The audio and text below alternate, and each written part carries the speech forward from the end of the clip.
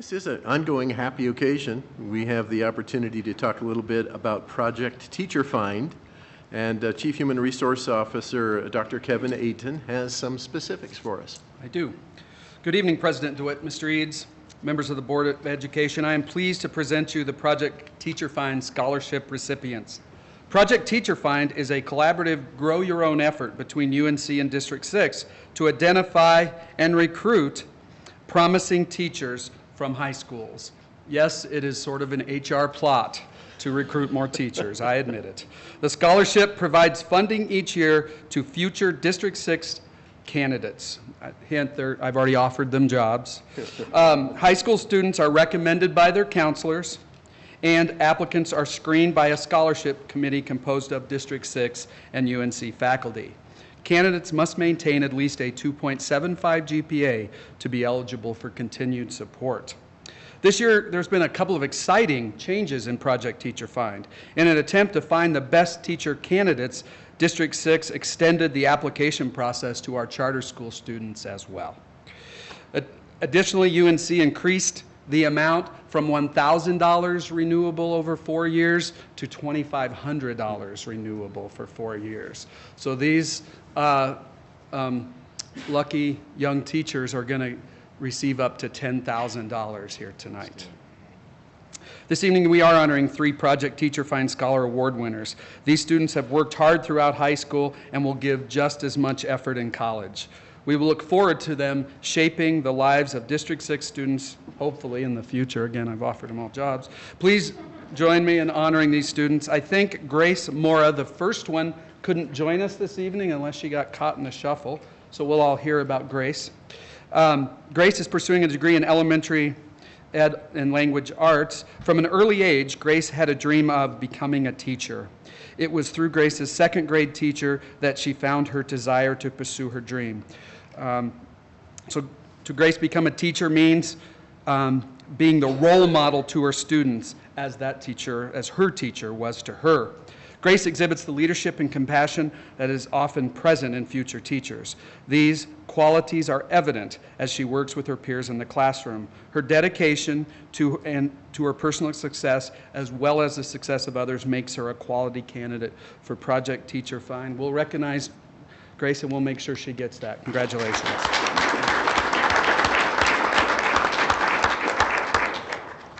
Back to this. Ms. Elizabeth Parker, will you please join me at the podium? Elizabeth is from West High School. She is pursuing a degree in secondary ed mathematics. Her parents, Bridget and James Parker, were kind enough to join her this evening. Since elementary school, Elizabeth has fostered the desire to become a teacher. However, it wasn't till her experience in high school that the desire became solidified. Elizabeth has made the most out of her scholastic experience by becoming involved in a wide range of activities, including band, theater, soccer, I like soccer, student council, becoming a member of Meeker Elementary, and many others. Elizabeth believes education is one of the greatest instruments for promoting equality in the world. She is determined to make a difference in the end. Congratulations. Mr. DeWitt will award you. Hey, congratulations. We'll get a picture.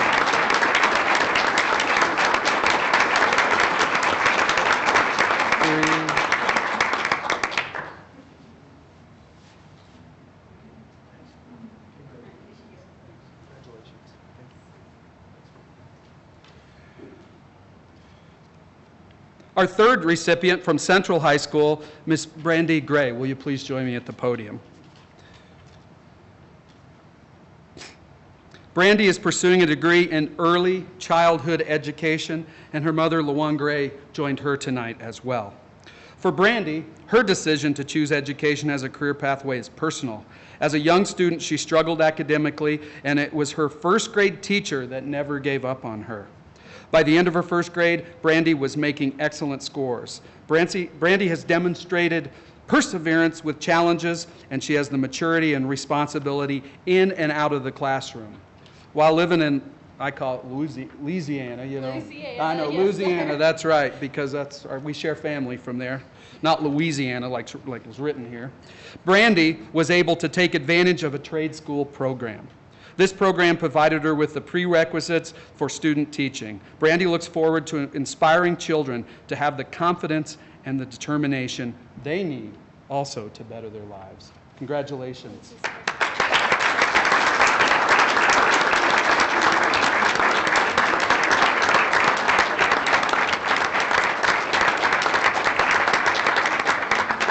Yes.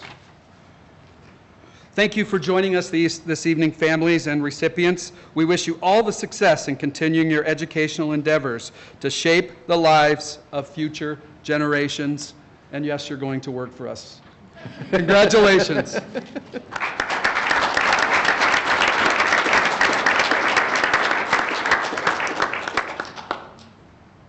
Well, thanks for offering this a thrilling evening tonight, and I hope that you can put that on the wall immediately, and we do wish you congratulations. Meanwhile, we'll go on with the business at hand, shall we? And the next item is the discussion of the best projects progress update, and Mr. Eads, you're familiar with this mission. I am, and I'm happy to give you a little update on progress. Prairie Heights Middle School is about 80% complete. It's entering into a new phase. Rooms are getting their wall finishes and floor finishes will follow. We've just ordered phase 1 of the furniture, fixture, and equipment, so it's on the way. Phase 2 for technology is expected to be ordered in the next couple of weeks. That will include projectors, file servers, audio enhancement system for teachers, intercom, bells, phones, and other required technology items. I do want to add one more thing. If you're interested in seeing what a building looks like at about 80% done, on March 22nd, between 1:30 and 3:30 in the afternoon, we will have a public tour. And I encourage you all to come and take a look and see what our new school looks like. It's going to be a beautiful building. And there's one other thing I'd like to mention, which is kind of related. And this is really a save your date kind of notice. On May the 16th, Saturday, we have some retired staff from John Evans who are planning a kind of goodbye party for John Evans. So that's kind of the last Saturday of the school year, and so we're going to have a recognition that at that time that John Evans has served for 50 years. Many thousands of students and teachers have gone through its doors, and it will be time to say goodbye, and there'll be more information on that coming, but it's Saturday, May 16th. And that would conclude my report on Prairie Heights Middle School. So. Thank you very much. Now I'm going to ask you to give us a little information on the Greeley West High School abatement project. All right. Well, that project, of course, is moving along. We did have a walkthrough with our contractors and our electrical subcontractors to take a very close look at what would be required as the project gets underway as soon as school is out, how to provide temporary power, and some other items. In addition, the fire marshal has reviewed our plans and is good with the plan. We have some Scotsman portable classrooms that are now ordered. We expect to place them around the first week in April, and these will allow us to move some students into those buildings to get a head start in some portions of the project. We also have a third-party inspector on board that will be an impartial eye on the quality of the work that goes on, and that's a method we've used in the past. So, and I believe our principal had a meeting with her team to talk about the project, so I think we're on track and on schedule and expect that to start as soon as we possibly can as school draws to a close. Brilliant, thank you. Are there comments or questions? I just have one question. So I've been asked a number of times, does that mean that with the abatement at West High School that the furry ceilings will be gone, or will the ceilings still be furry when we're done? The ceilings will still be furry, but without asbestos. Okay. It'll be a different fur. Okay, new fur. Yeah. Okay. And there are parts of the building where, like the library has already had the ceiling abated, but it has because of the architectural finishes, so they all kind of match, we'll be putting back similar looking finishes. So. Okay. Good question. The next item this evening is the request for public input in spending federal funds, and Executive Director of Student Support Services, Ms. Kathy Van Soest, is here to give us some more information about that. Welcome. Good evening, President DeWitt, Superintendent Eads, and members of the board. This is the time of year that we seek input from our community on how Title I, Title II and Title III monies from the federal government can be best spent to improve student achievement for the 2015-2016 school year. So Title I is reading and math support for schools with high socioeconomic needs. Title II is highly qualified staff and professional learning. Title III includes funding that supports English language development and professional learning. Here are the current initiatives supported by the consolidated funds. These initiatives lie within the supplemental category, which is a requirement for title. So we implement all-day kindergarten schools, or all-day kindergarten at the Title I schools. We implement interventions in reading and math to help students accelerate their progress. And we implement an English language acquisition program that includes professional learning opportunities. In addition, we implement the district strategic plan and unified improvement plan with a few items.